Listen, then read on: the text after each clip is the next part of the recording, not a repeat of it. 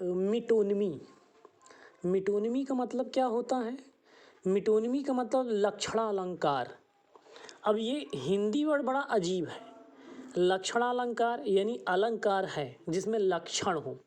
लक्षण कैसे? जैसे किसी एक वस्तु का नाम डायरेक्ट ना लिया जाए, उसकी जगह पर किसी दूसरी वस्तु का नाम लिए और पहले वस्तु का नाम याद हो जाए, तुरंत याद आ जाए। जैसे द बेंच। द बेंच किसे कहते हैं?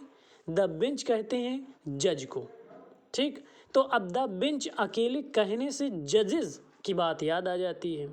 जैसे द हाउस। द हाउस कहने यानी मेंबर ऑफ पार्लियामेंट, यानी किसी वस्तु का रियल नाम ना लेकर उसे उसके वास्तविक नाम से ना पुकार के किसी और नाम से पुकारा जाए और वो नाम उससे संबंधित हो, उसी को मिटोनिमी कहते हैं। आइए इसे और आसान भाषा में समझते हैं। किसी को ऐसी वस्तु के नाम से पुकारा जाता है जिससे वह संबंधित हो। किसी को ऐसी वस्तु के नाम से पुकारा जाता है जिससे वह संबंधित हो। तो इसकी डिफिनीशन देख लेते हैं।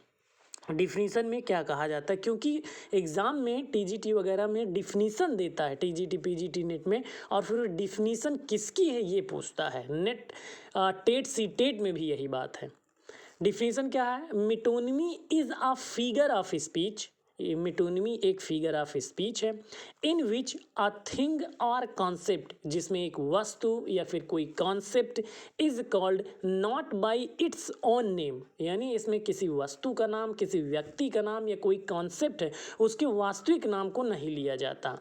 क्या किया जाता है? बट रैदर, लेकिन इसकी जगह पर by the name of something, उस वस्तु का नाम लिया जाता है एसोसिएटेड, जो संबंधित हो, इन मीनिंग अर्थ में, विद दैट थिंग, उस चीज़ के साथ, और कॉन्सेप्ट, उस कॉन्सेप्ट सा, यानी किसी वस्तु के साथ उस वस्तु का नाम लिया जाता है, उसका वास्तविक नाम ना लेकर, जो उससे संबंधित हो ना। जैसे होता नहीं है राम और श्याम है, दोनों में बहुत अधिक बंदी है, बहुत अधिक संबंध है, और श्याम का नाम देखते ही राम की तुरंत याद आ जाए। तो यानी भले वहाँ पे राम ना हो लेकिन उसे देखते उसके तुरंत याद आ जाए, तो इसी को मिटोनिमी कहते हैं।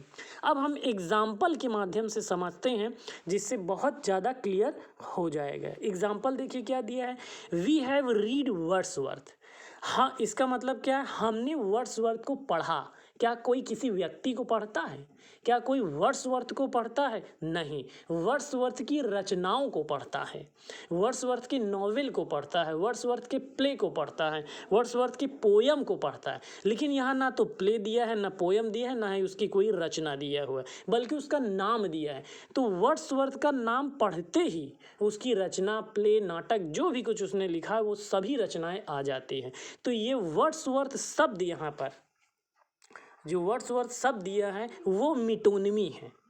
वर्ड्सवर्थ का शब्द मिटोनिमी है, जबकि आप साफ जानते हैं वी हैव रीड वर्ड्सवर्थ, हमने वर्ड्सवर्थ को पढ़ चुके हैं, जबकि वर्ड्सवर्थ को कोई नहीं पढ़ता, उसकी रचनाओं को पढ़ता है।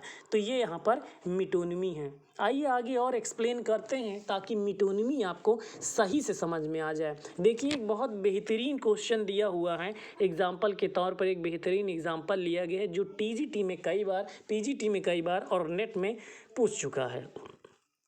और ये एग्जाम्पल आप बहुत आसान जाए। क्या लिखा है?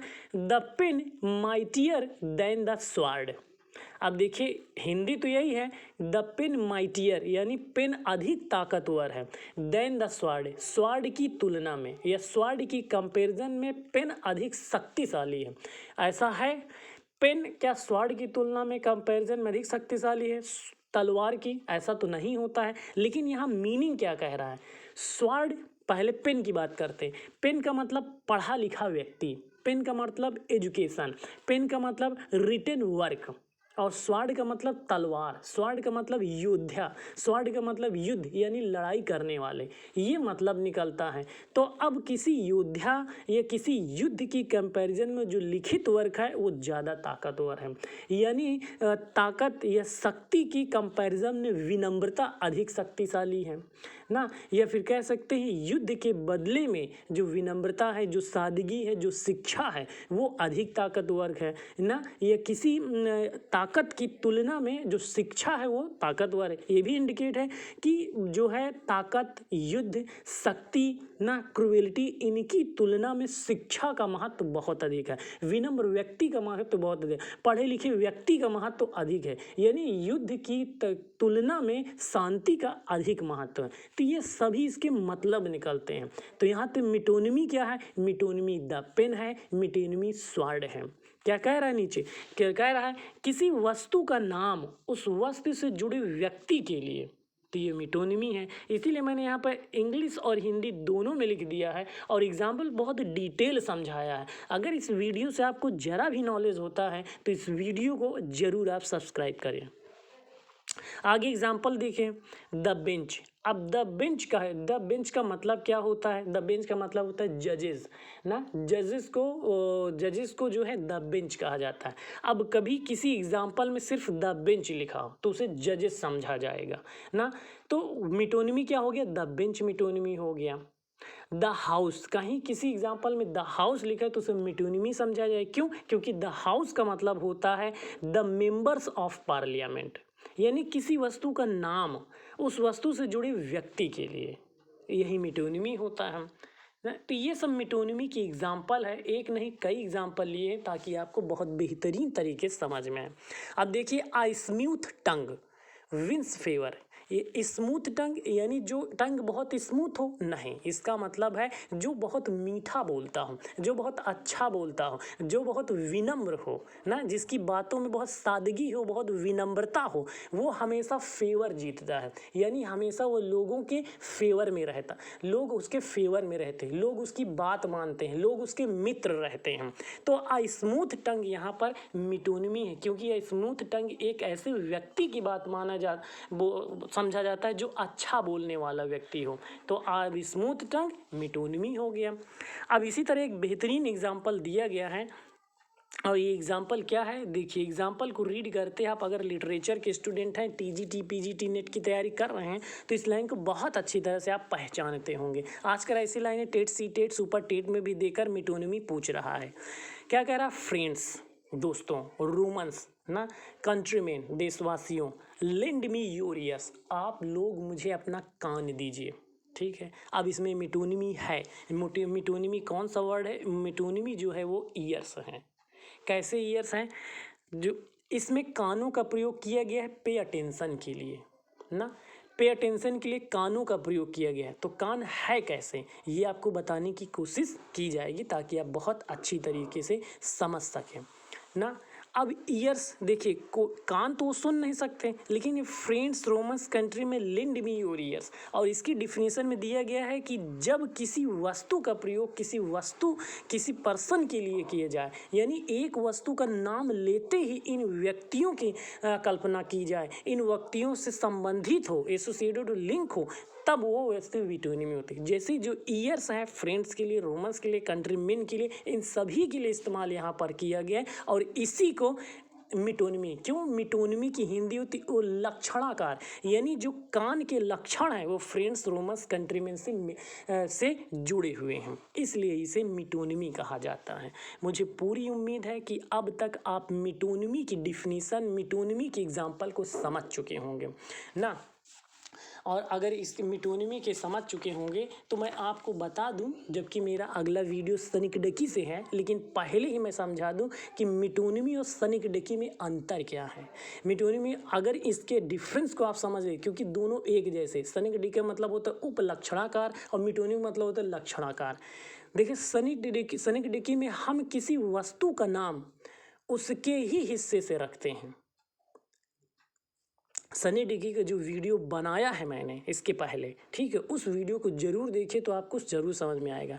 सनिकडकी में हम किसी वस्तु का नाम उसके ही हिस्से से रखते हैं, यानी सनिकडकी में सबसे बड़ी क्वालिटी क्या होती है? जिस वस्तु का नाम लिखे कंप्लीटली या होल के रूप में उस वस्तु का हिस्सा होता है। जैसे आकार, आकार वर्ड जो है वो सनिकडकी है, अब व्हील वर्ड जो है सनिकडकी है। अब व्हील वर्ड कैसे सनिकडकी है? क्योंकि आकार का हिस्सा है। कार का हिस्सा व्हील है, ये सनिकडेकी में होता है। मिटोनिमी में उस वस्तु का हिस्सा तो नहीं होता परंतु उस वस्तु से बहुत निकट का संबंध होता है मिटोनिमी, यानी मिटोनिमा में हिस्सा नहीं होता, उससे उसका संबंध होता है। जैसे द बेंच का संबंध किससे है? जजेस से है ना। द हाउस का संबंध किससे? मेंबर्स ऑफ पार्लियामेंट का है। द पेन का संबंध किससे है?